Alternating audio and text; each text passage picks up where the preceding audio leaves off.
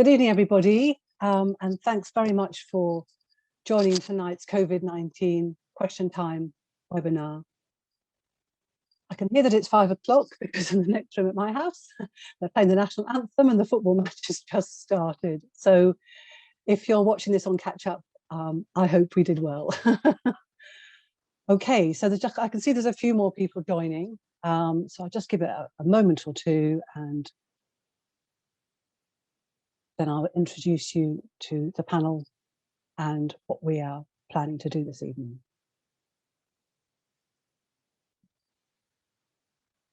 If you're tweeting, please feel free to start tweeting about this. We're using COVID question time, the hashtag. Great. So if you attended any of our COVID-19 question time webinars before, you'll be familiar with the format. But tonight I'm delighted we're joined by our partners, the UK Kidney Association, Polycystic Kidney Disease Charity, the National Kidney Federation and Kidney Research UK, who are all members of the Kidney Charities Together group. If you're new to this, then the way in which we work is that we invite lots of patients to ask as many questions as they'd like in advance, and we put them together and get our trusty panel of medical colleagues to answer those questions as we go through. So if we could just move on to the next slide, please, so we can go through some of the background to this and some of the bits and pieces. That's Kelly. I've mentioned the Twitter hashtag, should you wish to use that. Please do keep posting your own questions using the Q&A button that you'll see at the bottom of the screen. We'll answer some of those either live or they'll be answered in the Q&A itself. You can upvote questions by clicking the thumbs up. But if you do have personal medical questions, we won't be able to address those. So please do talk to your own kidney team. Please don't try not to use the chat box for posting those questions. That's for technical issues, and my colleague Kelly will try to resolve those. We're recording the webinar, and it'll be made available on YouTube with subtitles in about a week's time, with a summary report on the website. Great, so I can see a few things are coming up at the bottom of the screen there. Let me introduce you to the panel members. So next slide, please, Kelly. So who we have tonight, I'm very pleased to welcome back Dr. Andrew Frankel, a kidney doctor at Imperial, and Dr. Rebecca Suckling, Becky, who has probably already put a message out there, and she is waving, who will be trying to answer all the questions in the Q&A, and will also pop up to speak to one of the questions we have this evening. Then we've got Dr. Michelle Willicombe, who I'm going to wave and say hello in a moment as well. And so she, as many of you will know, has been leading some of the research in this area, as has Dr. Steve McAdoo, who is also live with us this evening. So thanks, Steve, for joining us. And in the background, we've got Kelly, who I've already mentioned, from our technical team. We've got, that's Kelly Newell, we've got Samantha Sharp, my colleague, who will be writing up a report on this.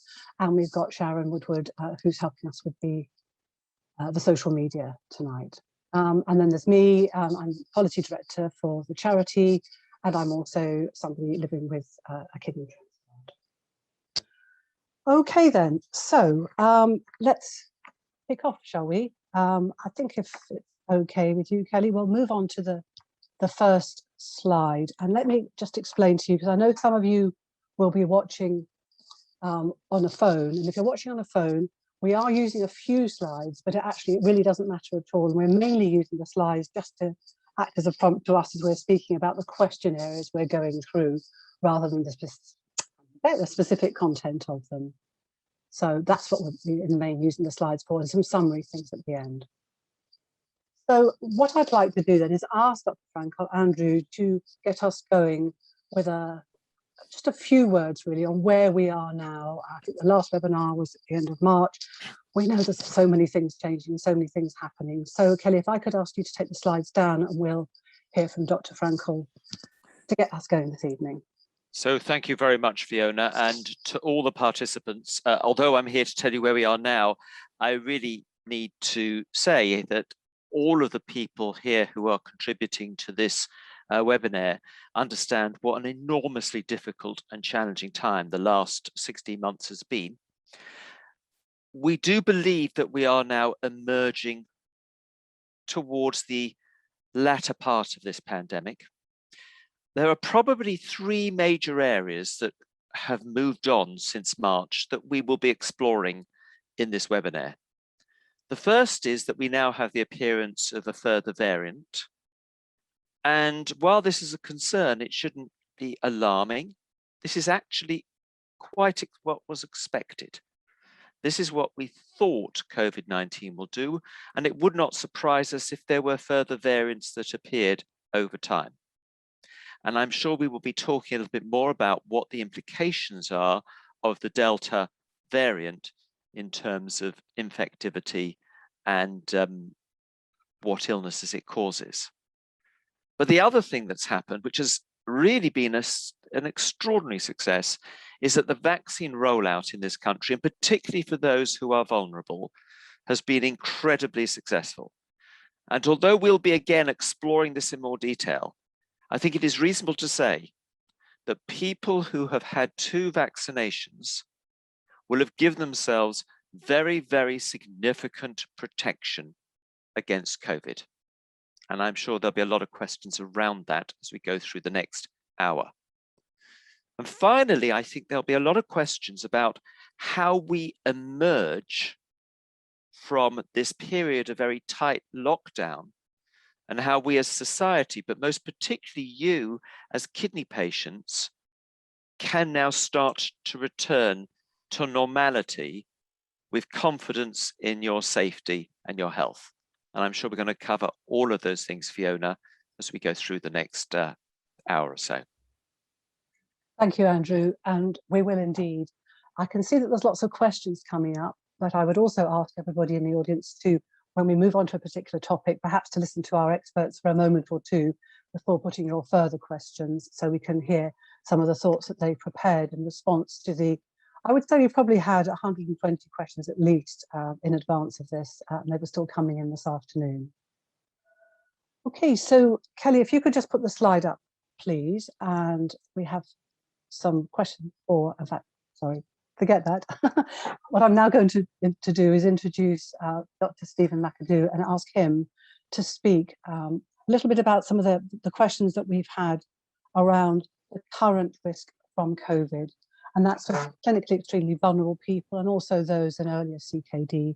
And we have a patient coming on in a minute to ask some of those questions, but perhaps, Steve, you could just summarize for us something about the current risk from patients, for patients from COVID. So hello everyone, it's nice to join you on the webinar this evening. Thank you very much to the organisers for the invitation. Regarding the current risk from COVID, as Andrew alluded to when he introduced the seminar, the Delta variant is now the dominant variant in the UK. And there is convincing evidence that it seems to be more transmissible, that is, that it spreads more easily than the other variants that have come before it. And some early evidence that it is perhaps more virulent and more likely to result in severe disease. But there's no evidence to suggest at the moment that that risk is particular to people living with kidney disease or people using immunosuppression. And what we do know is that having received 2 doses of vaccine does increase your protection from the Delta variant, as there's some evidence that single-dose vaccination isn't quite so protective as it was to previous variants. So again, as Andrew alluded to, having received both doses of vaccine is the best protection that you can give yourself at the moment from current risk. Great, so thank you, Steve. So what I'd like to do, if it's possible for Kelly, for us to invite Kate Hayes to come on. I believe she's joined. Us to invite Kate Hayes to come on and ask her question. So Kate's husband has CKD, and she'd like to just to speak on the webinar and ask a little bit about that. So I can see her there. I think I can see Kate there. So Kate, would you like to ask your question live? Thank you, Fiona. Can you hear me? I can indeed. I can't see you, but I can hear you. So that's fine. That's a start. All right. Good evening. Good evening. How is the Delta variant affecting those who are borderline stage 3B and 4? And what precautions should they take after restrictions are lifted on the 19th of July? I'm more anxious than my husband about mixing with other people.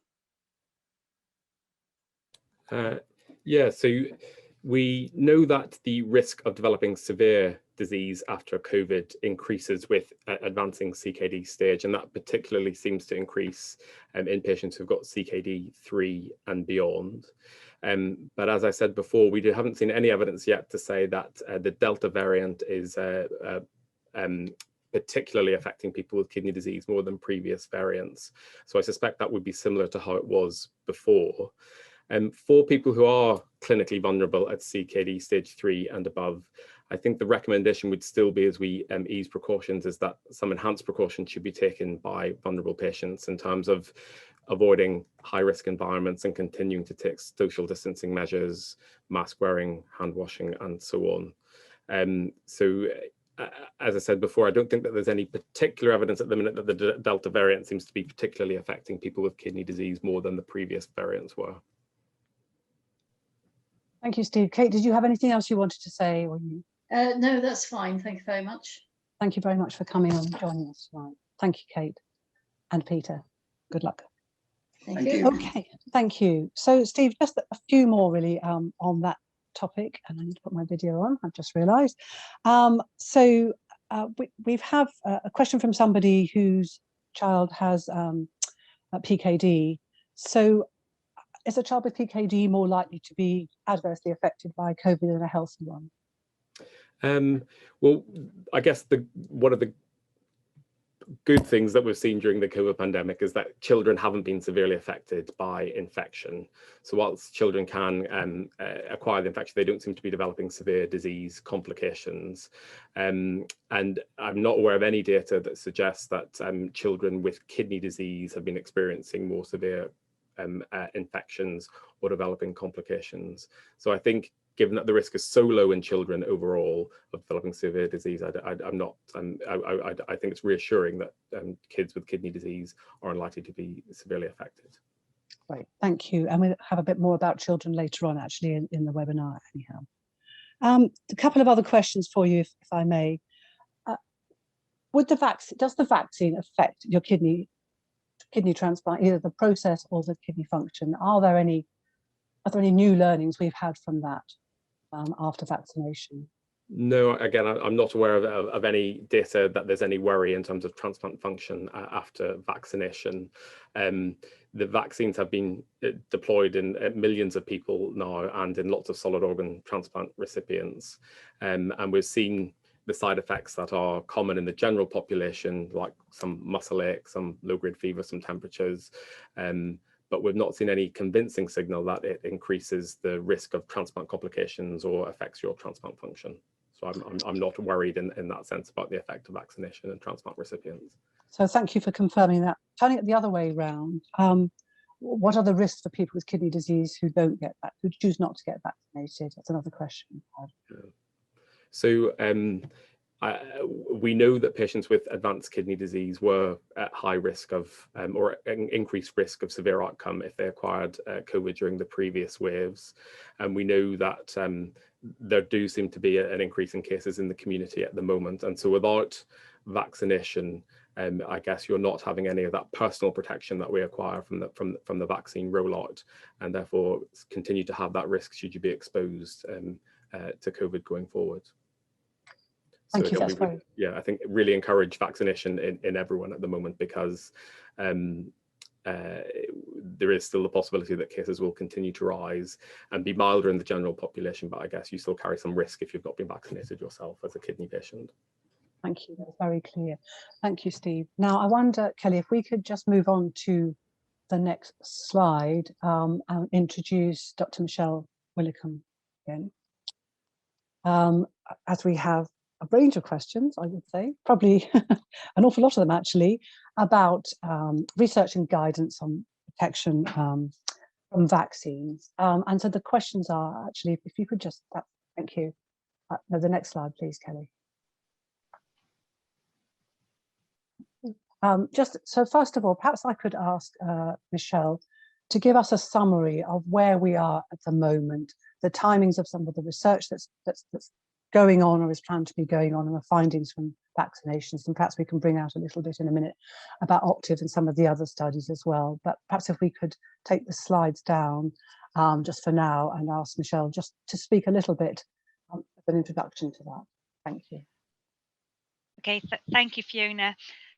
So what we know so far in terms of vaccine responses in patients with kidney disease is that patients with advanced CKD or on dialysis seem to be having good responses as detected in the laboratory, while patients who are receiving immunosuppression have weaker responses that as we detect them in the laboratory. But they're to be completely expected. If we measure the immune responses in the lab for, say, the flu vaccine, we see reduction in antibody responses to the flu vaccine. But that doesn't mean to say that it's not effective. And certainly when I tell my patients, when we discuss about flu vaccinations each year, that the flu vaccine will protect you against severe disease and hospitalizations. What in order, and that's what we see each year with the flu infections. In terms of how the vaccine responses are actually protecting patients from severe COVID disease and hospitalization is going to require more time, because that's the data that is needed to come from the registry. And the reason why that data isn't readily available is because fortunately we haven't seen huge infection rates in kidney patients since the vaccine rollout. But what we have seen and what is starting to emerge is that severe disease from COVID does appear to be much less in those patients who had a vaccine than those patients who haven't been vaccinated in the first wave, which is reassuring. So it is going to take a little bit more time. But the vaccine responses, to summarize, that we measure in the laboratory were not unexpected. We now just need to wait and see how clinically patients are behaving. Thank you, Michelle. Just a further one on that, if I may. What has research shown any particular differences between the vaccine brands that we have? We now have 3, don't we, in the UK, the Pfizer, the AstraZeneca, and now the Moderna. So have any studies so far shown any difference in the way in which we respond? Yeah, so just a little bit of a background to that. So we expect there to be a difference in the vaccine from the lab perspective. So the mRNA vaccine, so Pfizer, for example, is known to have greater antibody responses compared with the AstraZeneca. These are in healthy population. And then AstraZeneca responses tend to lead to greater what are called T cell responses, and that's in the again in the general population. In terms of efficacy overall in the general population, both vaccines have been found to be highly effective at preventing hospitalizations. So it's greater than 90% efficiency of both vaccines in patients who have caught COVID and subsequently been not needing to be hospitalized thereafter. Thank you. So very high rates of infection and not one showing greater efficacy than the other.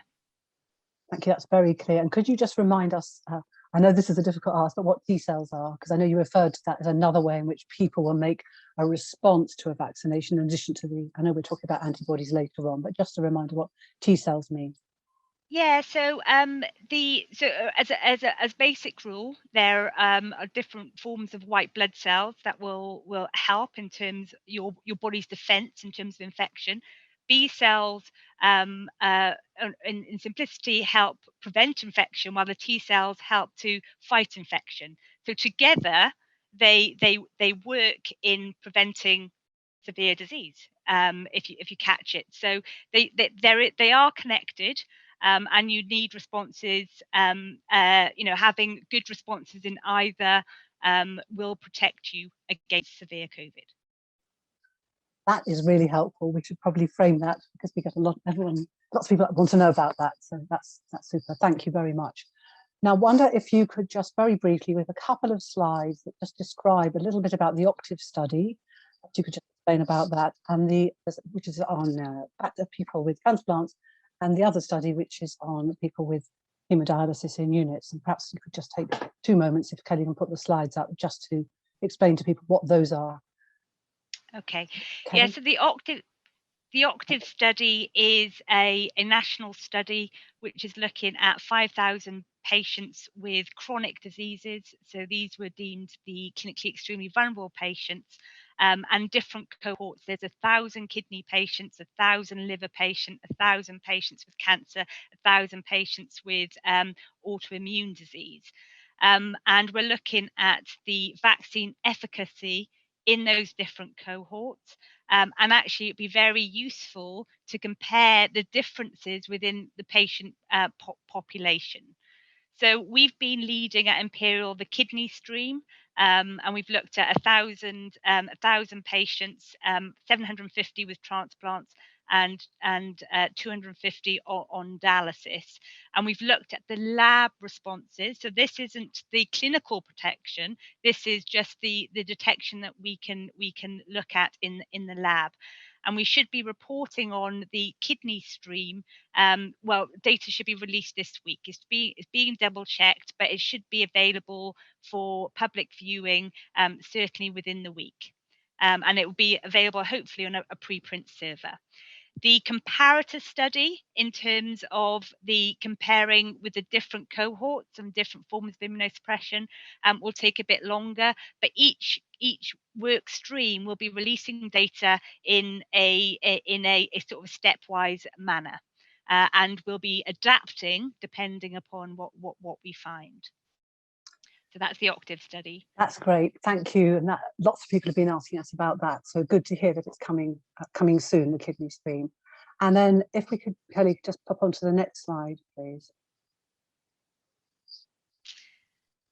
Yeah, so this is a very exciting study. So this is looking at initially patients on haemodialysis, and again, this is taking lots of centres across the UK are contributing samples. And what we're doing with this project, and this is with the scientists at the CRIC, is that we're looking at responses in kidney patients.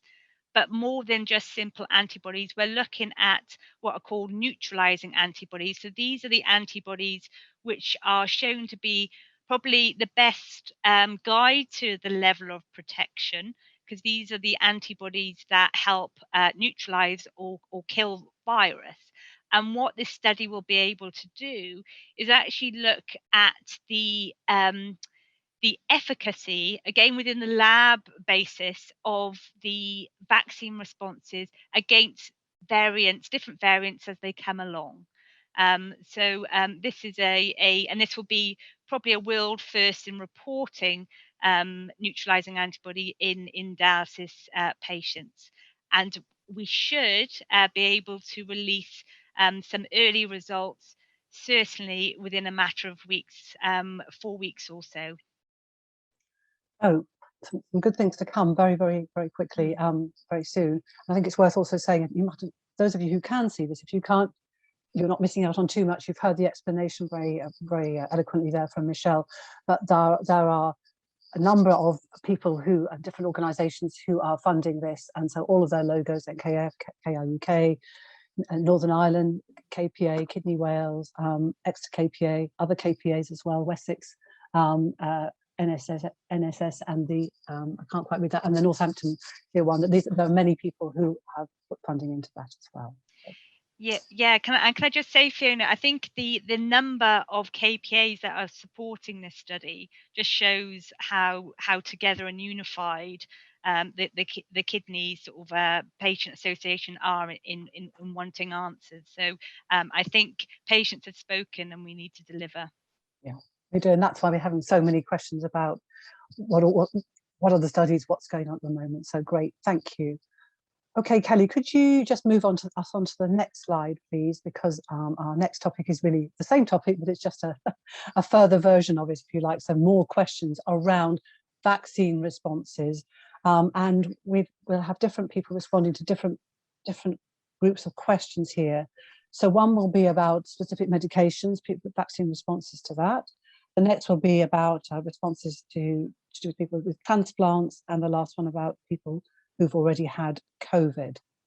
So what I'd like us to do then, if that's possible, Kelly, is now to move on to the speak, so down the slides, and we'll just ask Michelle briefly to speak, and then I'll give her a moment to breathe while we get someone else on to speak. So Kelly, if that's okay with you, thank you. So Michelle and Steve, do feel free to jump in on this one, or indeed Andrew.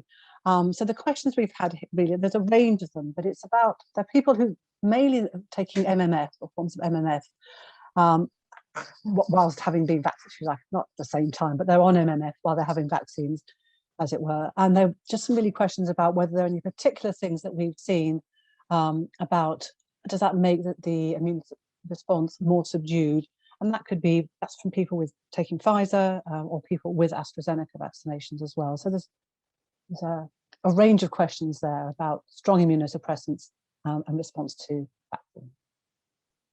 Yeah, so we know that the more immunosuppression tablets that you're on, the weaker your immune system is, and therefore probably the less response you're likely to have from any form of vaccine.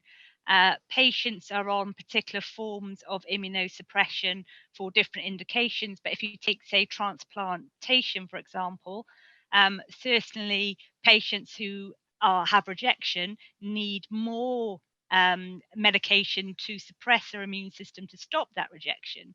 And therefore, if they're on that level of anti-rejection medicines, they're more likely to recover from rejection, but actually less likely to mount an immune response to a vaccine. The data from the transplant world that is coming out is certainly suggesting that those patients that are on more are less likely to have antibody responses. Okay, thank you.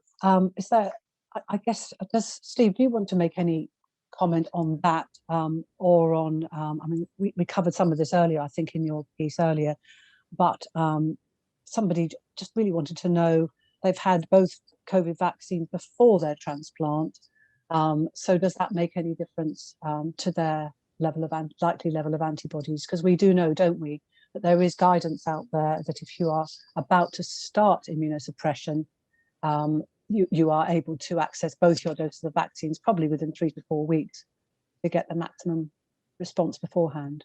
Yeah. So I'll just come back quickly if I can to following up Michelle's question about the MMF and the impact of immunosuppression. We do know that the more immunosuppression you're taking, I guess the less likely it is that you'll make a laboratory response.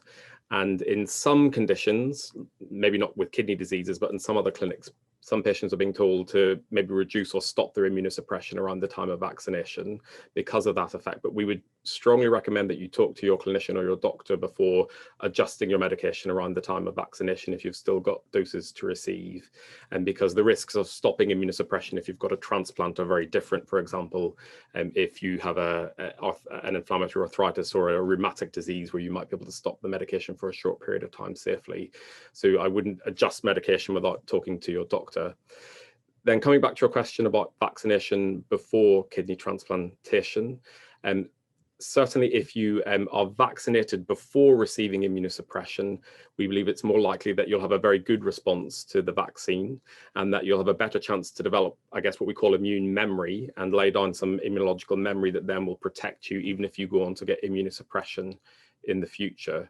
And that's why the recommendations were changed early in the vaccine rollout program so that people with a plan to receive immunosuppression, like people on the transplant wait list, should get fully vaccinated before being activated on the transplant wait list or before getting further immunosuppression, so that they give themselves a chance to make a really good response and to lay down some immunological memory.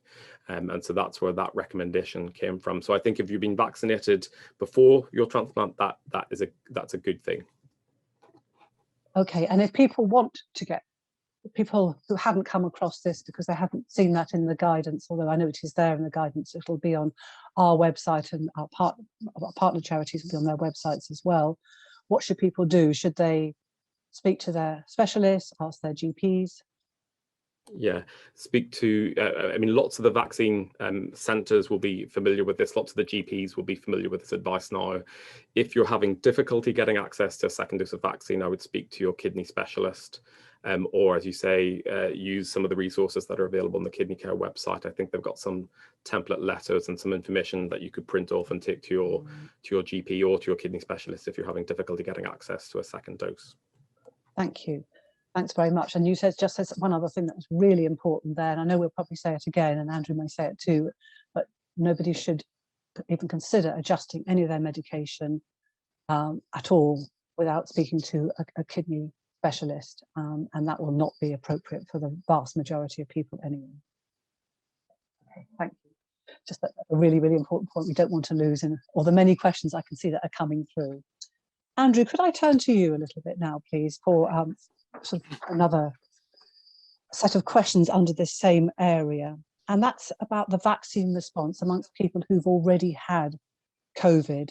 So we've somebody who had a transplant 6 years ago and then had COVID relatively mildly last November before the vaccine was given out. Should they still go ahead and have a vaccine, or would they be able to make their own response? The answer to that question is very simple.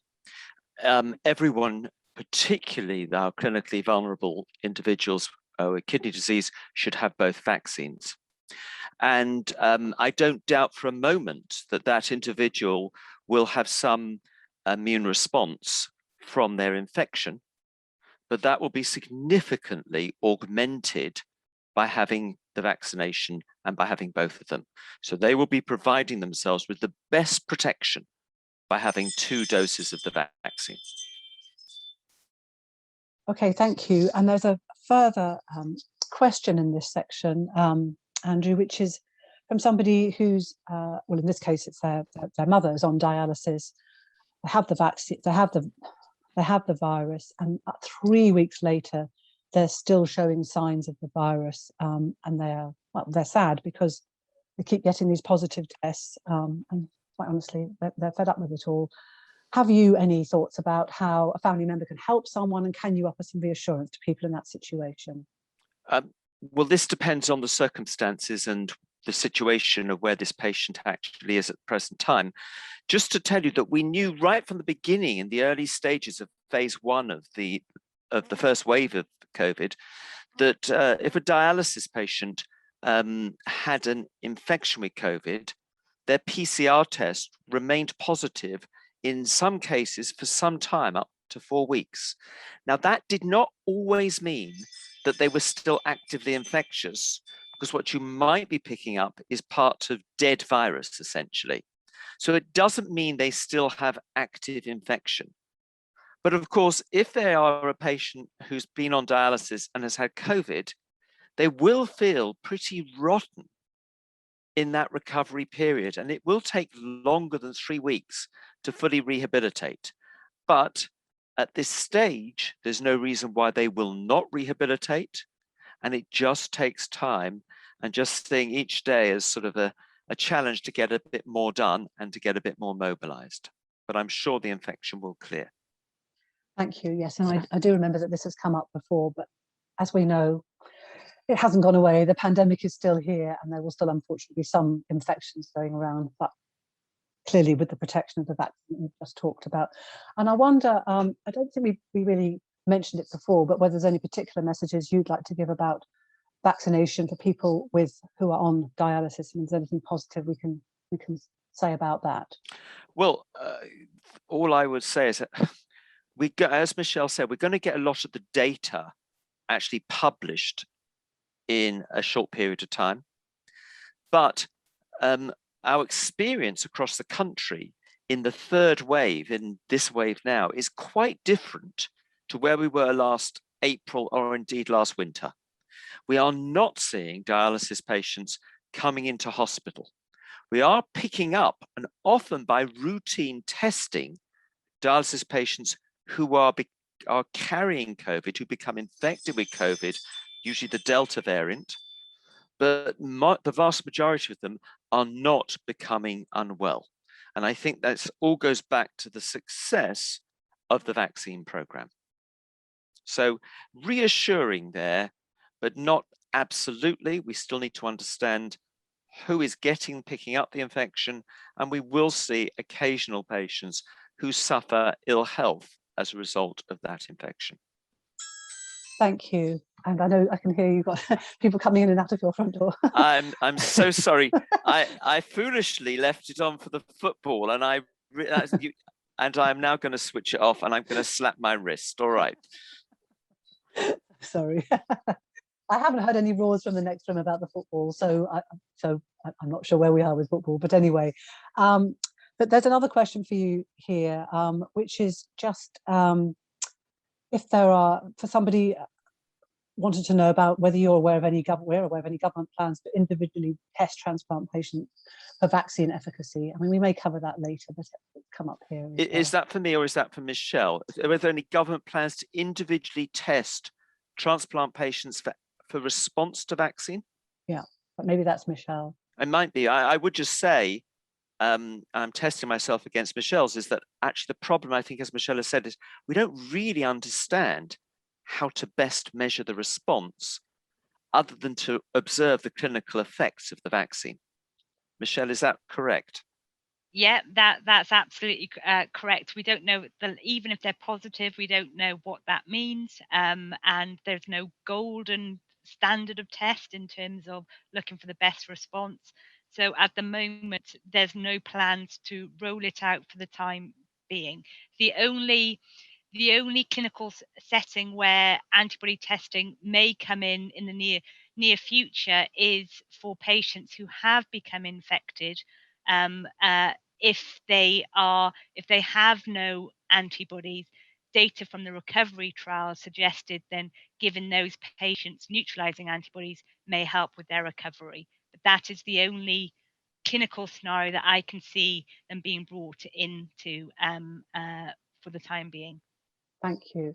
And actually, we're going to be talking a bit more about antibodies in a minute, but I just wanted to be, as that question was about government plans, I don't think we're aware of any of that, but it was helpful just to highlight those. Now, just as a general comment to all of our attendees, just a reminder to please put your questions in the Q&A rather than the chat. I can see it's moving up there, and there's somebody we're going to be inviting to ask a question live in a minute, so we'll come on to that in a minute, and that will be Patricia. So I can tell that she's there, and we'll come on to that in a moment. Right, so that's nicely cued us in for the next set of questions, which will be around antibodies. So I wonder if we could perhaps ask Kelly just to put up the slide to remind us of where we are, and then we'll invite more members of our panel to come on and speak. So Kelly, if you could bring up the next slide, please. So as I said, leading nicely on from that last questions, many people in our audience will have been asking questions about antibody tests. Are there any good? What can I find out? Is it worth me paying good money for them? And then a second set of questions about, well, what do I do about that if I've got low or no antibodies? And we're going to invite a patient to come on and speak about that in a minute. So that's where we're at the moment for those who are following on the phones. It's a set of questions now about antibodies. So what I would like to do then is, or this first bit then, is to really start to invite Michelle to come on, I suppose, and Steve, to start to address some of those questions about is it worth getting an antibody test, and what can I find out? And Steve, I don't know whether that's you or whether that's Michelle who wants to start to answer that. It's like you, Steve, you've got a highlight on you at the moment. Yeah, I mean, so this has been a really popular kind of question. There have been lots of questions about this, I think, and lots of interest in getting antibody tests following your vaccine. I'd say a couple of things about that. I guess the headline news is that I wouldn't recommend paying for or buying a test in the private sector, or trying to source anything yourself. Two main reasons. The first is that there are lots of different tests. Not all the tests are the same, and the tests might tell you different things. So some of the antibody tests at the minute might tell you that you've had COVID in the past, but not whether you've made antibodies following the vaccine. Some tell you whether you've made antibodies following the vaccine. The test might just give you a yes, no answer, like you've got antibodies or you don't. They might actually give you a level, and the levels don't all correlate between the different tests. So there are lots of technical issues about the tests that make it very difficult to recommend getting a test unless you know lots about the test. And as I said, there are lots of different tests that might not give you useful information. The second main thing that I would say then is that as Michelle alluded to, immunity isn't straightforward, and there are different aspects of the immune system, one big bunch being antibodies, the other being T-cell mediated immunity. And we measure antibodies a lot because they're quite easy technically to measure, but they're not the full story. And so we don't really know what a positive antibody test means or what level of antibodies might be protective. And so the test might not give you the reassurance that you're looking for, or it might cause you undue concern because we actually don't know what a positive antibody test means at the minute. And therefore there's nothing that you can really do with the information that you get from a test. I don't think it's useful in terms of making decisions about your behavior or about what you do in terms of easing restrictions and so on, because we don't really know what a protective level of antibodies is.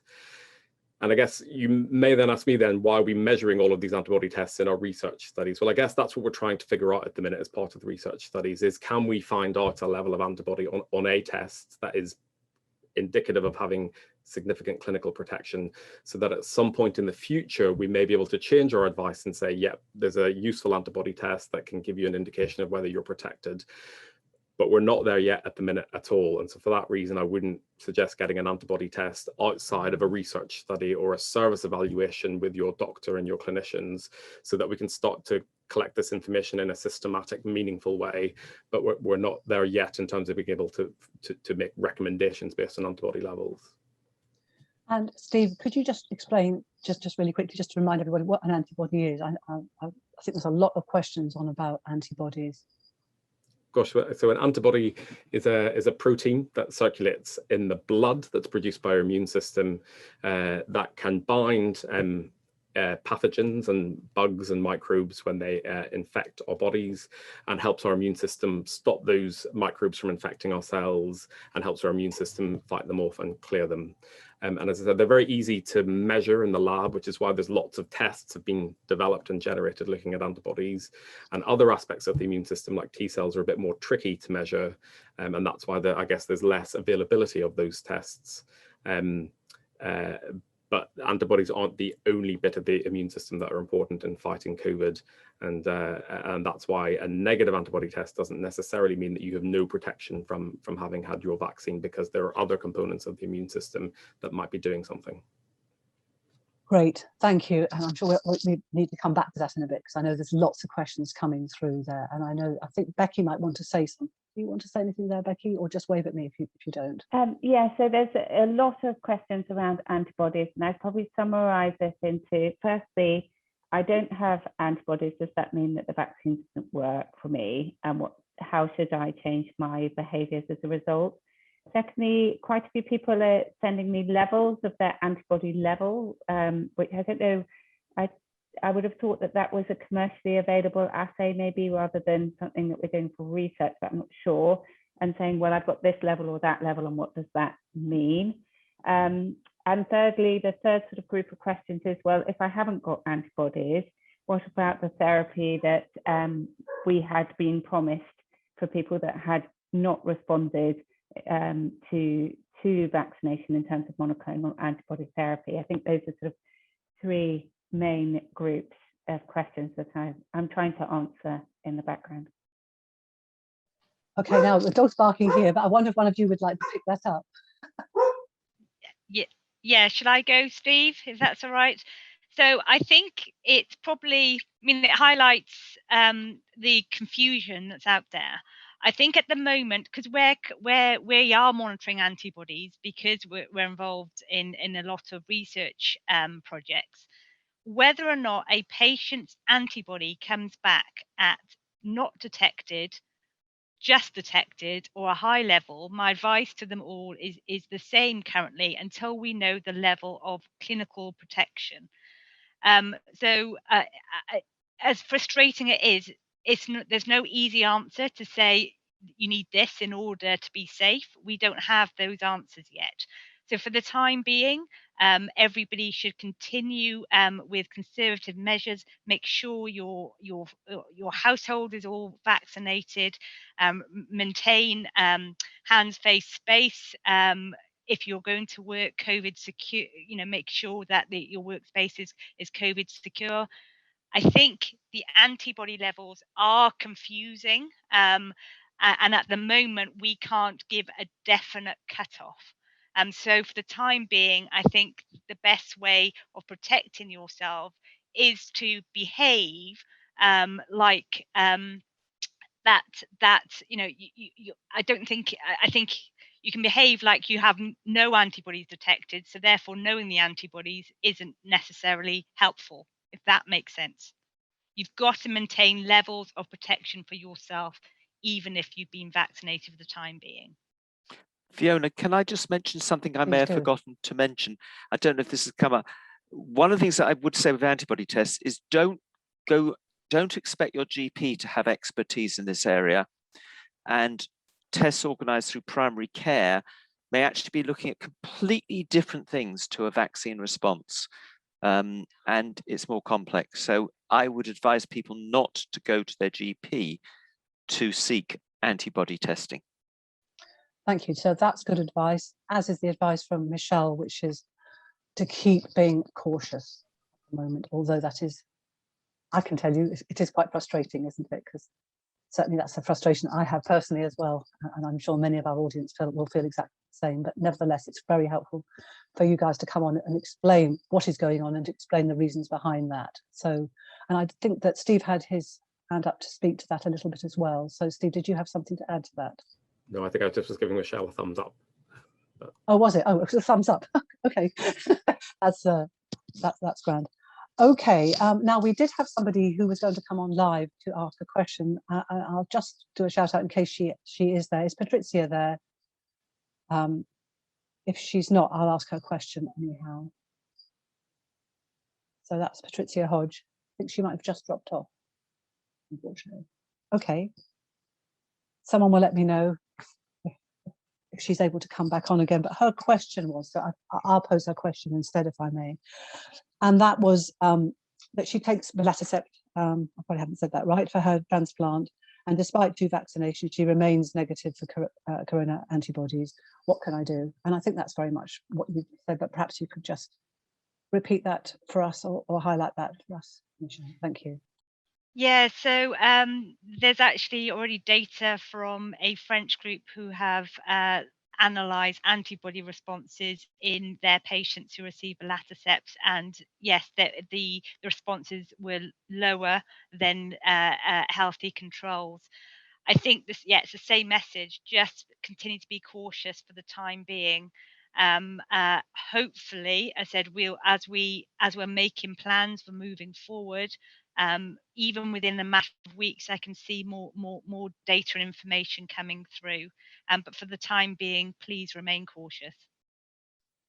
Thank you. Okay, so what I think we'll do now, if that's all right, Kelly, can we move on to the next part of this, the discussions tonight, and they do follow quite naturally from the antibody discussion, which is a set of questions we've had about a booster dose or a third dose. So Kelly, if you could just pop that up on the screen there so we can summarize for people where we're at in terms of discussing the questions that you've all so kindly sent in.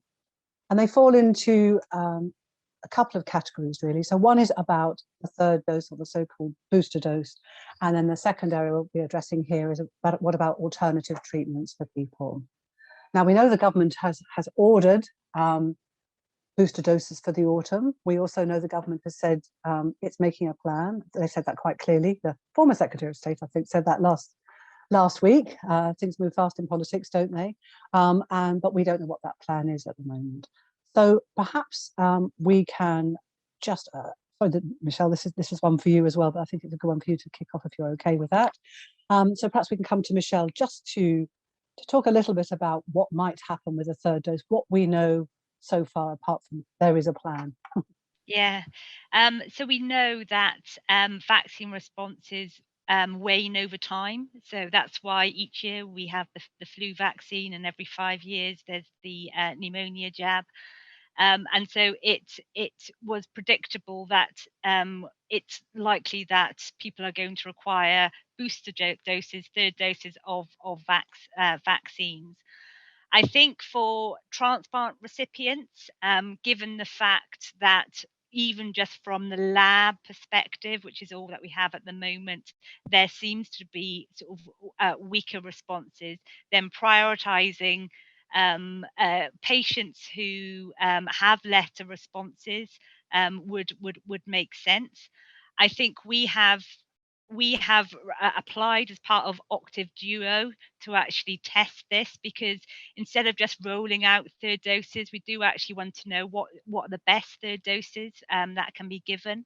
And we'll hopefully hear about that within a fortnight. We should hear back about whether or not we've been successful and can get on as part of a research study to give third doses, in order then to inform policy, so everybody else, if they're found to be beneficial, can have third doses as soon as possible in a safe manner.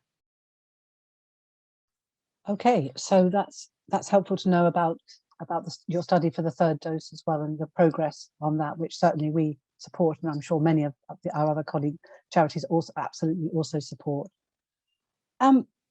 So when it comes to a third dose, or if it comes to a third dose, it is like what you said, and what we understand, it is likely that we kidney patients will be included in that in some way, shape or form. We don't know about priorities, we don't know about exact dates, but there's a few questions that have come through about our thoughts about whether renal units would be likely to be some of the key places that will be issuing those jabs, or whether people would be invited to come back. I know we don't know the answers to all of this yet, but whether that will come through renal units or come back through the GP and the other centres that have been offering vaccination. So I think if there are plans for third doses, it will be policy set via the JCVI. So actually, it will be the same vaccination program as has been running. So whether or not it's vaccination centres, GPs, or the renal centres, wherever you received your previous doses, but this will be policy. So anybody who is able will be able to administer the third doses. Okay, and so and what we don't know at all, do we? Would a third dose need to be the same brand, and would we need 2 doses of that? Do you know the answer to that? No, and I think that's really important before we decide, say, we need to give all kidney patients a third dose. Just a little bit of informed decision making in regards to which are the best third doses to give, I think would be incredibly helpful, and that would only take an extra couple of weeks more, and it's probably worth it for the greater sort of good of the community. So could you just explain what JCVI is, by the way? You referred to them earlier. Oh yeah, so it's the Joint Committee on Vaccinations and Immunisations, and they really set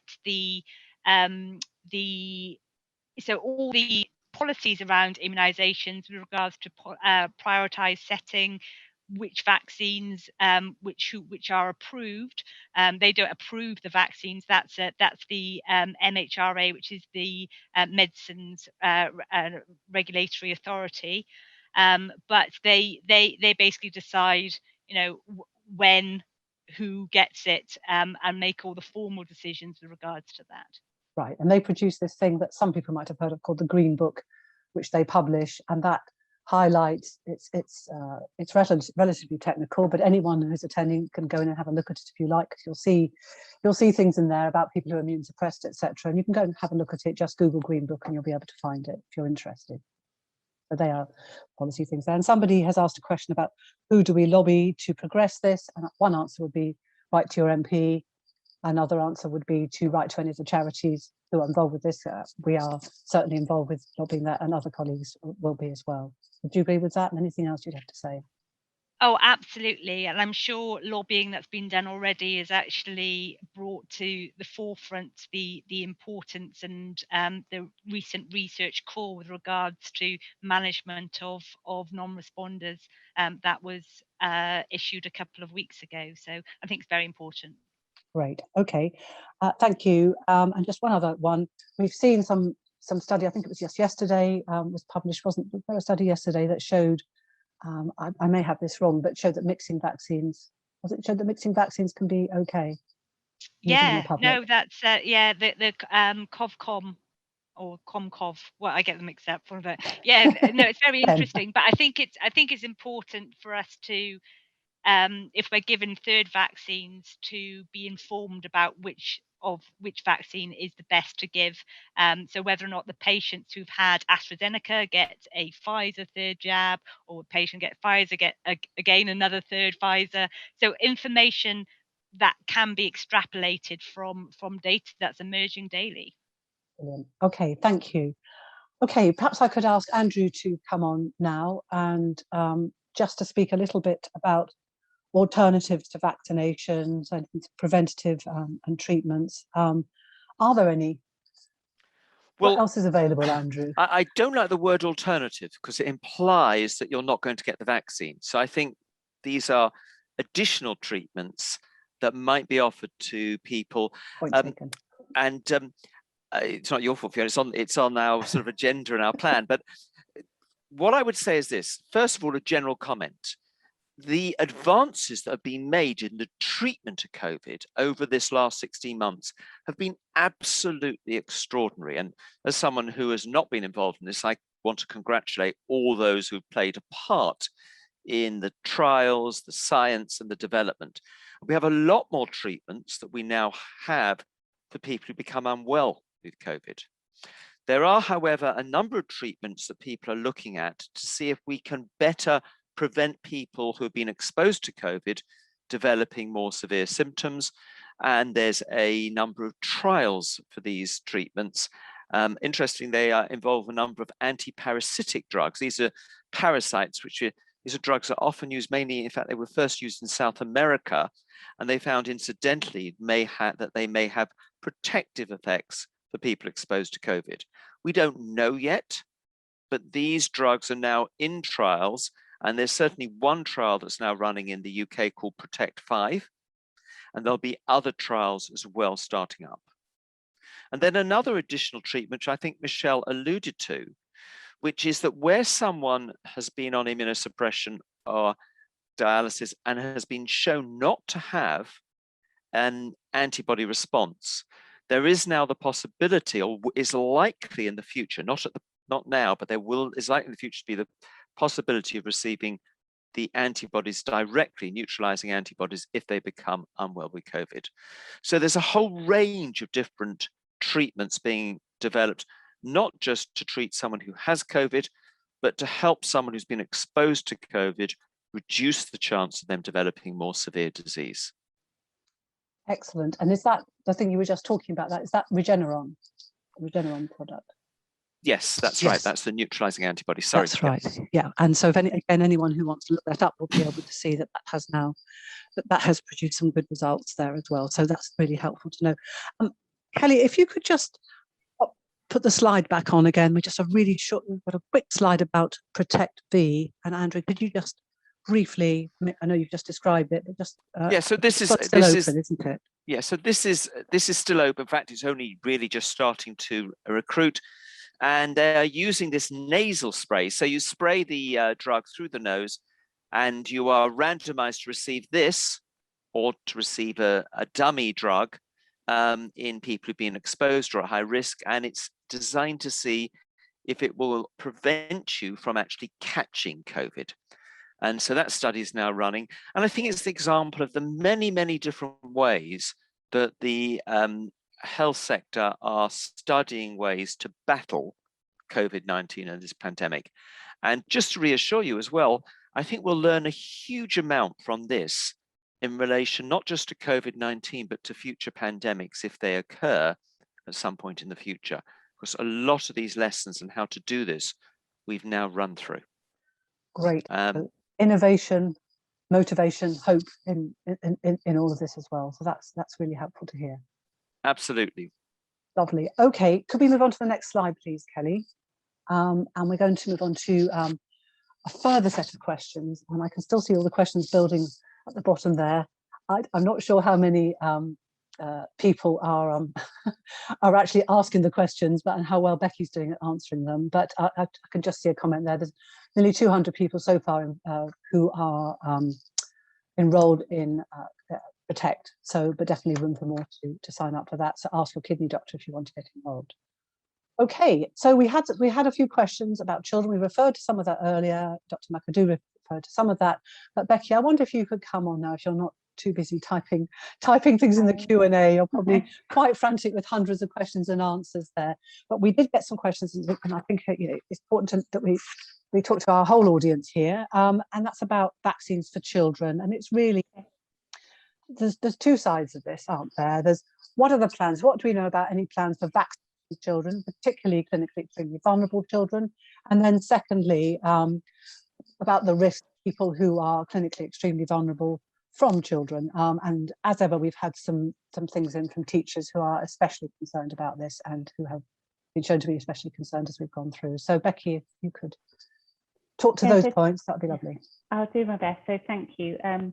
So the clinically extremely vulnerable category in children was actually very broad to start with, and now is limited to people in the first 3 months post-transplant, or people on high-dose daily steroid therapy with a second agent, such as mycophenolate, for example.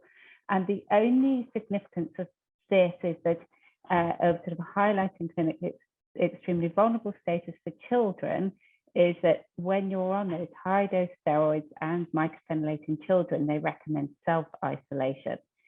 At the moment, the pediatric nephrologists are not advising families to vaccinate, and simply advising families to follow government advice, which is just for the 16 and over group, and that falls within the prioritization tiers at the moment.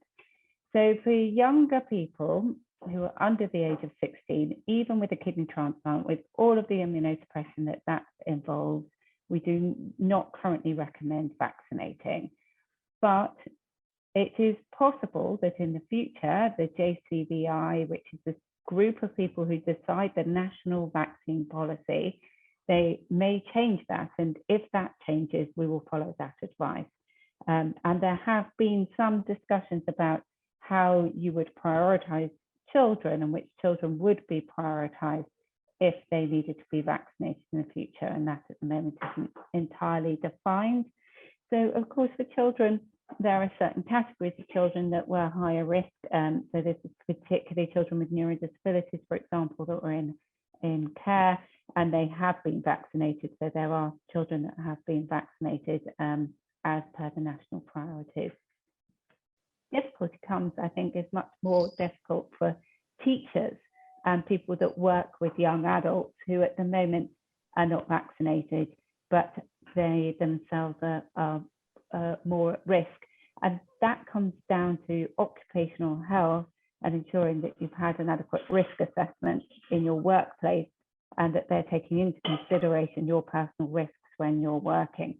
And we would recommend that you ensure that that is happening. It is your legal right, and we have an advocacy service within Kidney Care UK who can support you if you need any additional help, and also if you go to your union, you may get some additional help from there. Thank you. And so really that advice is going to apply to everybody in the workplace, to be honest with you, but it's just particularly that we hear it a lot from children, from teachers, not from children, but from teachers, because they are the ones who are the most exposed. So that's teachers, nursery nurses, and so forth as well. So I guess it's to watch this space, because there could be some changes, but at the moment, just to confirm, it's only people over 16. And for 16, it's the Pfizer, isn't it? It's only over 18s for the AstraZeneca, which I know is, and there are some other conditions on that as well, but it's over 16 who are licensed to be vaccinated in the UK at the moment. Yes, that's correct. Yeah. Lovely. Okay, thank you.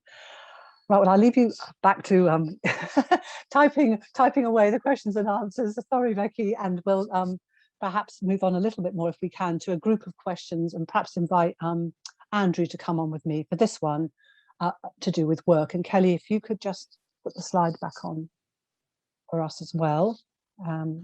And Steve will also be joining us on this. So that's the one, yeah, okay. So we've had several questions from other people, not just teachers, who are working. And the overall questions in this section will be about work, but about keeping safe in general, because there's out and about as well as at work, and how we engage, try to get back to normal as best we can with the so-called Freedom Day coming up on July the 19th now, isn't it? So what I wanted to highlight, what we've done on this slide, is just briefly mention the Safe at Work Coalition, which is, you can find that on the Kidney Care website. And that's a piece of work with a range of charities representing people with long-term conditions to remind employers of what their duties are to their clinically extremely vulnerable people. And on there, you'll find a letter you can download to give to your employer, a letter if you want to write to your MP, and also what the government is saying that is the duty of employers to clinically extremely vulnerable people. So that's one thing that's happening at the moment. But I wonder if we could now drop the slides and go to Andrew to ask a little bit, just to speak a little bit about, is it safe to return to work? And also, what about if your work is at home? So if you're somebody who works, say in occupational therapy, as one of our questioners is, about going when the place of work is in various homes. So I wonder, Andrew, if you could comment on that, please. Well, the first question, Fiona, this, as you know, has been a question that we've dealt with almost every single one of these webinars. And I completely understand why people are asking it again. And I saw in the Q&A someone who was expressing their anxiety about returning to work because their employer is insisting that they do so. There are a couple of principles that underline this, and I think you've already given that link to the Safety at Work website, but the principles are that you need to do your best to make sure that your risk is reduced by getting vaccinated. But it is also a responsibility of the employer to show that, particularly if you're clinically vulnerable, that you are returning to a safe environment and that has been risk assessed. And that if there are issues, that those issues are dealt with and minimized before you return to work. And I would say this, if you're having difficulty with your employer in getting that risk assessment, and you are clinically vulnerable, I know that if any of my patients contacted me and said, I need some help and support, I, as a kidney doctor, would be supporting them and writing to their employers. And I think it is something you can bring up with your own doctors, but actually, of course, within your employers, if they do have an occupational health department, they certainly will be ensuring that risk assessments are being undertaken. So look after yourself, make sure a proper risk assessment is being undertaken, and then continue to do, as far as possible, to adopt those precautions that were described right at the beginning, I think, by Steve or Fiona, about still maintaining, reducing your risk by traveling at the right times, by keeping space, and so forth. So you still need to do all of those things. Okay, so it's the same messages that you've had before, backed up by what we can do for ourselves, which is speak to your employer and get vaccinated. Yeah, thank you. Now, I didn't answer the second, more difficult one about your patient who's an OT. Yes. And my answer is going to be the same, but that risk assessment would need to be done by your employer to see how you can carry on doing the OT visits while minimizing the risk to you of infection. And so that will be something that would need to be addressed through. And if you're an OT, I would expect you would have the ability to get to an occupational health department and a proper risk assessment. That's true. You would think so, wouldn't you? That was where you were working with. But nevertheless, we know that there's anxiety there about returning to those activities. And I wonder if, Steve, we could invite, thank you, Andrew, that's really helpful. I wonder if we can invite Steve to come on and talk a little bit more about being safe in other situations, because not everybody works, not everybody is able to work, and a lot of our audience, of course, will be past, may well be beyond working age as well. So there's a whole range of different reasons. But people, of course, want to keep safe in the situations where they might want to, go to the cinema, they might want to travel around the place, they might want to visit family. Those have been some of the questions we've had. And I wonder, Steve, if you could help with some advice for people about how to keep safe in those situations. Yeah, so as we've alluded to, there's the general recommendations that are recommended for vulnerable patients as we come out of restrictions. So hand hygiene, mask wearing, not touching your face, maintaining social distancing still where you can, avoiding very high risk environments with lots of people. But I guess that, as we come out of shielding and or out of restrictions, as you said, lots of the questions are things like going out to dinner, going to the cinema, seeing family and friends, or having family and friends over to stay at your house. And I guess it's very difficult to give blanket recommendations for each of those different scenarios.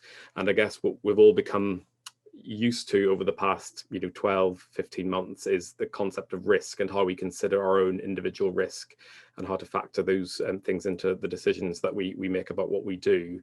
And I guess you may want to think about what's your individual risk, and that may be related to whether or not you're vaccinated, how old you are, the severity of your kidney disease, and what's the risk of the environment that you're going into. Who will you be seeing? Are they vaccinated? Are there lots of people? Will you be able to maintain distance? So I guess those are the things that you'll want to consider as you think about these things. But certainly we would recommend that for now you continue to take some precautions like you have been doing during the rest of the year to minimize your contact as much as possible until we see more where we are as we come out of restrictions. Okay, so I suppose one of the questions there is should we, in effect, be informally shielding? I know we don't talk about, the government stopped talking about shielding, but then shielding was something that was brought in last year, wasn't going to come back again, and then it did have to come back again, as we know, for a number of months. And so whether we call it shielding or not, is that something that, in effect, you're thinking that many of us have to do as far as we can? But of course, we have to balance that with wanting to go to work and needing to be with our families and wanting to see our family members as well. Yeah, I think the very strict recommendation to shield has ended, and I think the strong recommendation would be to make sure that those around you and your household contacts are vaccinated so that you're protected as a household, and to continue to take in what risks that are practical, to mitigate what risks what are practical, and to take what precautions you can. But the strict recommendation to shield and not have any social contact has come to an end. Yeah, that's right. There's something else actually that's come up. Would you recommend that people, if they're meeting other people, there's one particular question that came through about a friend wants to meet indoors, refuses to be vaccinated. Yeah, I've had a transplant and both jabs. Is there anything that you'd recommend there? I mean, obviously it's a personal risk assessment. What about these lateral flow tests that we are able to receive for free? You can just go to your chemist and get those. What's your thought about that? Yes, we'll just think about the question about kind of meeting friends who perhaps aren't vaccinated. You can think about safer ways in which you might do that. So meeting outdoors or meeting in very well ventilated spaces, still maintaining some distance when you meet people. And yes, lateral flow tests are something that are being kind of recommended, or that can be used by anyone in the general population to screen for kind of asymptomatic infection. I think that they're not the most sensitive test for picking up infections. So I guess there's still some risk even if you've got a negative test. But certainly if you have a positive lateral flow test, then you can know to avoid contact, or that person should be isolating for a period of time. And so they're not as reliable as a PCR test, but I guess they're one useful tool in that decision making that we have to make about the activities that we undertake. Right. Thank you. And I think it's also worth saying, isn't it, that the lateral flow tests are really for people who don't have any symptoms. It's more as a precaution. Yeah. That they are free. The lateral flow tests are really for asymptomatic detection of COVID infection. If you have symptoms, you should be isolating and getting and arranging to have a PCR test as the gold standard test for diagnosing the infection. Yeah. And if you're on dialysis, you'll be offered those tests. quite regularly anyway, Yes, won't you'll you? be being screened regularly for symptoms, I expect, and also by PCR testing. And obviously, if you are a dialysis patient who is found to have symptoms or to have a positive PCR test, you should let your dialysis unit know as soon as possible, so that provision can be made for your dialysis whilst also keeping you safe and isolated. Yeah, it's always good to remind us of that. Absolutely, thank you. Now, I wonder if there's anything we can say about travelling as well. I mean, there's a question here, and I think it's really government, I would say it's government policy about, we know about the red, amber and green lists, but the particular person would love to go to Australia. And I think that's probably a long way off, unfortunately. I don't know if you have any comment on that. I suspect that is still some time off, and I think it will be dependent both on the government recommendations here in the UK about entry and exit from the country, and also in the country that you're traveling to, so that there's both factors there that have to be considered. So I think that will be a long way off before we're looking at kind of mass international travel again. I think where you've got specific questions about travel again at the moment, it might be useful to talk to your doctor before traveling again as part of a risk discussion about destinations for travel at the moment. And that's a good point. There has been some updated advice that's available on all the charity websites about dialysis away from base in this country, and we would love, and I know patients would love to be able to travel. And there are a few private units that are taking people, but there aren't so many of them, and we really hope that will change as the year progresses. And I know many people listening who watch this back will also be in that situation. And I guess always, what can we say there, that we are supporting the guidance, we're supporting the message, the information for patients around that. Do you agree with that? Absolutely, yeah.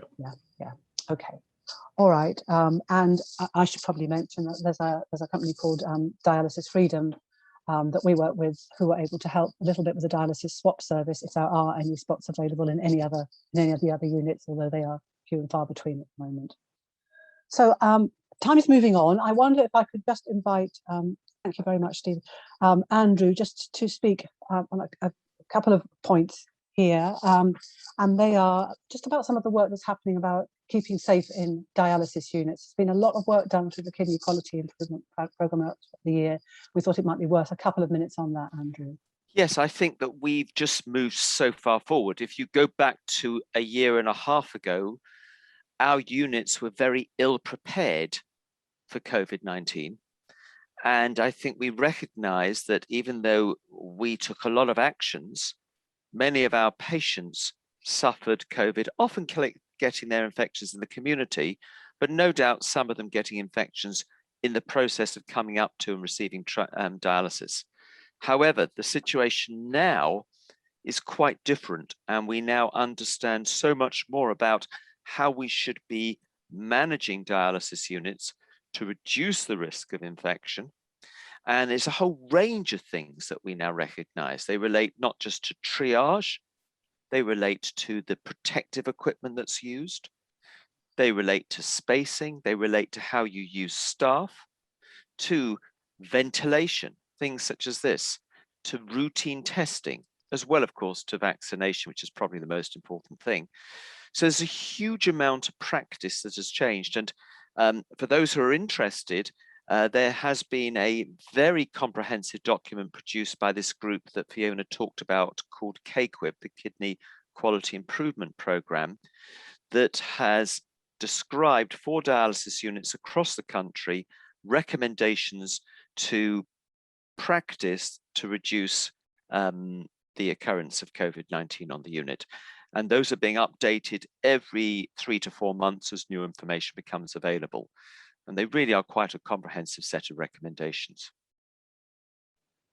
Thank you. And I suppose there's something else here about anxiety, Andrew. We've kind of talked about it already, about this Freedom Day, and I can see people asking questions about that in the Q&A as well as I've just opened up there. So some people are feeling quite anxious, quite agoraphobic, want to stay in the house. Is there anything that we can say? Because going outside is absolutely fine. There are pubs and restaurants that have that can be quiet. You can go in the garden and socialise. Is there anything about that that you'd like to share to encourage people? I would just say the following.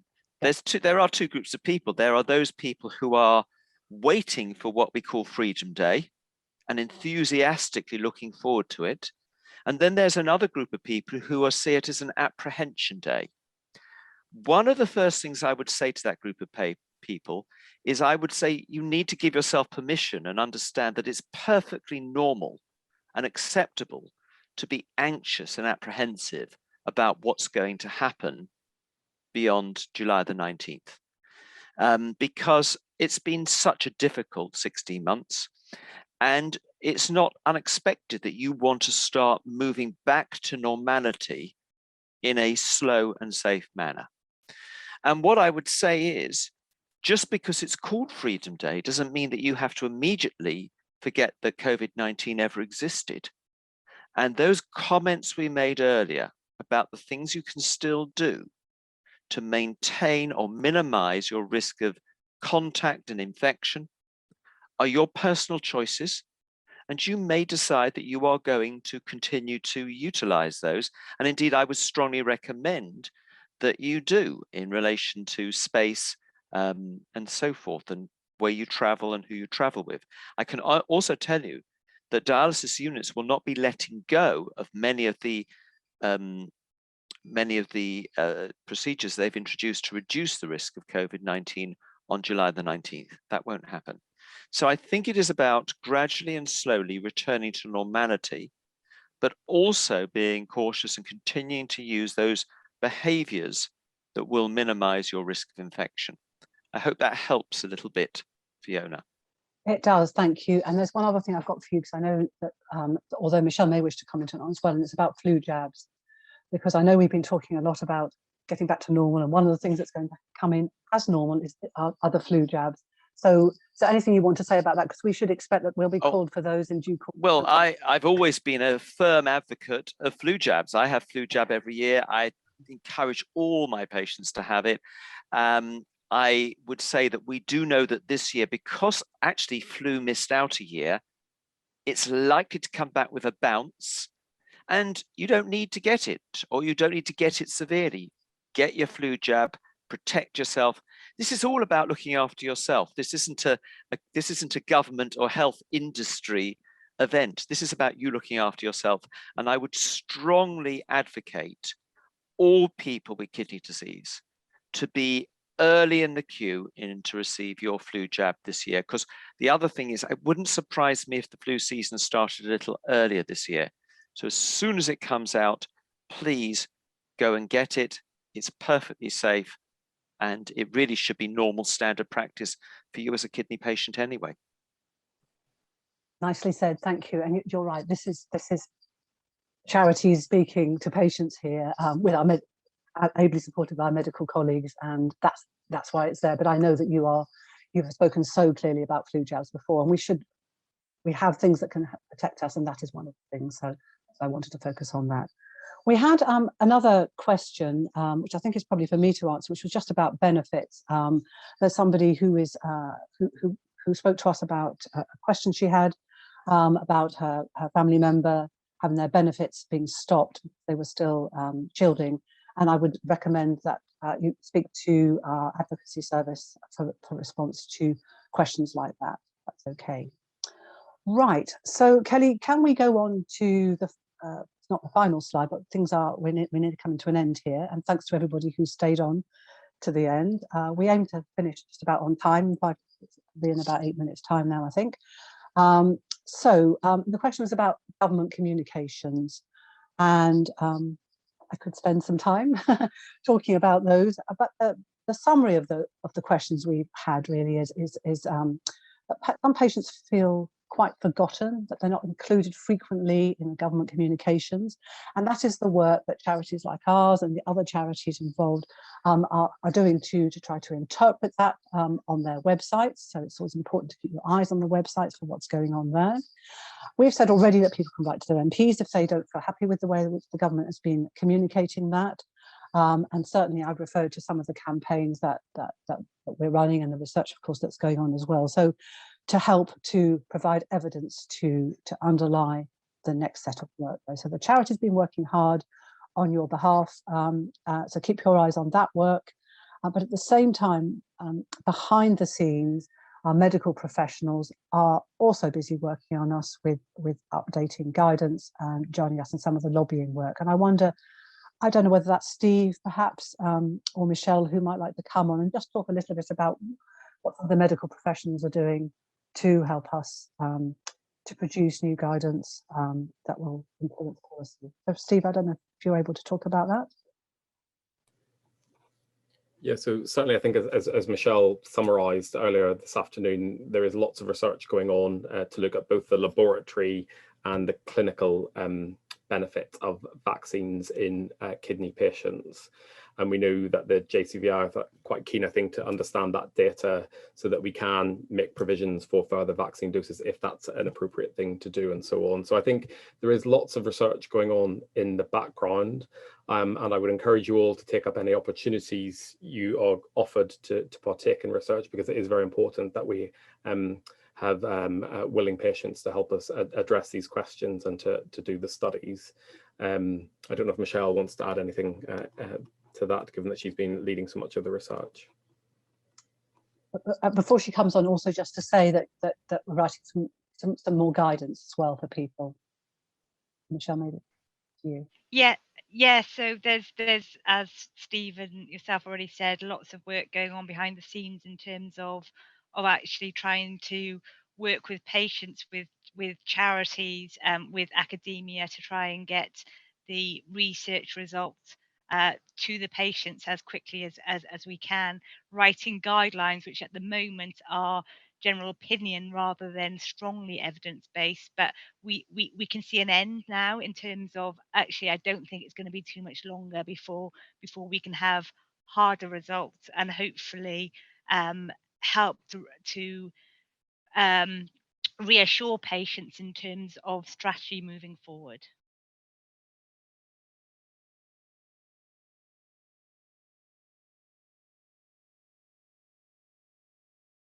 Sorry, I forgot to unmute there.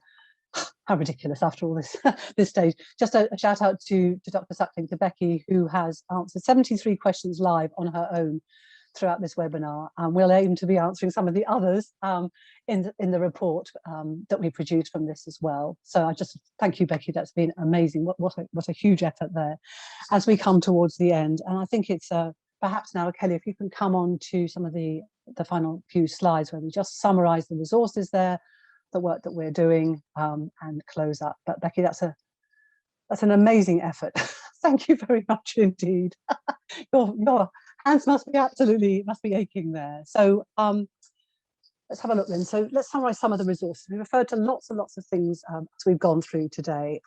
So just a reminder, for any of your your personal questions, your medical questions, that's what your own kidney team is there for.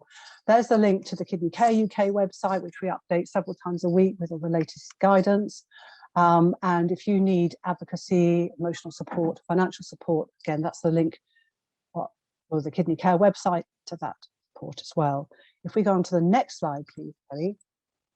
Here we have links to some of the resources of our partner charities here, the PKB charity, NKF, and Kidney Research UK, and also a reminder, something we can do for ourselves, which is that there are still face masks, lanyards, badges available in the shops of some of those charities. So if you haven't got one of those, you can still go in and look for those. That's something we can also do, should we wish to do that.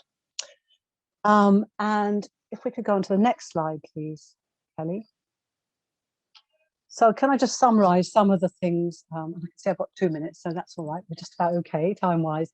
We've said some of these before. There is room for hope in all of this and motivation in all of this. There have been some very positive messages about the work going on, about the research, about the lobbying. You can keep an eye on some of the websites, on all of our websites, to get information about that as things develop. Again, we've heard from our medical colleagues here the importance of washing your hands, keeping space away. So all of that the things we know already, so the hands, face space. We've heard about it for a long time. I guess we've got to keep on doing that for the moment. Get vaccinated. It will give you some level of protection, but do encourage your family members to do so also. Now anybody can get Vaccines are there for absolutely anybody. There was a grab a jab last weekend in London. There'll be initiatives like that all over the place. Keep your eyes out on the studies that are around. Write to your MP, write to us, or any of the other charities here. If you want us to address some of those questions and keep on lobbying, as we're doing. Ask your employer for a risk assessment. You are entitled to that. Keep safe out there, and keep in touch with all of us on any further questions that you have, and we will commit to keeping our guidance as up to date as we can to be able to reflect the latest situation as it develops, because as we've said, it's been 16 months so far. It's not over yet, but we can see our way to a more positive future, and I hope you'll all agree with that from the great work that people have been discussing at our webinar tonight. Could I have the next slide, please? The final slide, I think that is. It's the thank you slide. There is a survey. It won't take you, hopefully it won't take you 5 minutes, it'll probably take you about 2 minutes. You'll be able to go into you'll be asked to do a survey at the end of this webinar if you want to take a moment to do it then, or you'll be sent it subsequently. I want to make sure that I haven't forgotten anything that my colleagues will remind me of now. So colleagues, if there is anything that I've forgotten, Kelly, can we just go back to the main screen so we can put everybody on the screen, please? Thank you. If everybody could come on to the screen for a final thing. Is there anything I've forgotten that any of you would like to say? We are now on 2 minutes past, so I took 3 minutes to do that, so apologies for that. If there isn't, no one's shouting at me, so waving their hands around the place. What I'd like to do is thank all of you for staying with the webinar. We had, despite the football, we still had over 200 people here, which isn't quite as many as signed up, but still that's still a good level of attendance. You can watch this back anon. There'll be a report coming out of this. There's more that we can all do to help to protect ourselves. There's hope out there as well. And I've got a funny feeling that someone might have just scored a goal from the shouts from the next room. So this is a very moment that I should just say, run everybody. Thank you so much. Thanks for everything. And we'll see you all soon. Keep safe. Thanks everyone. Bye-bye. Bye.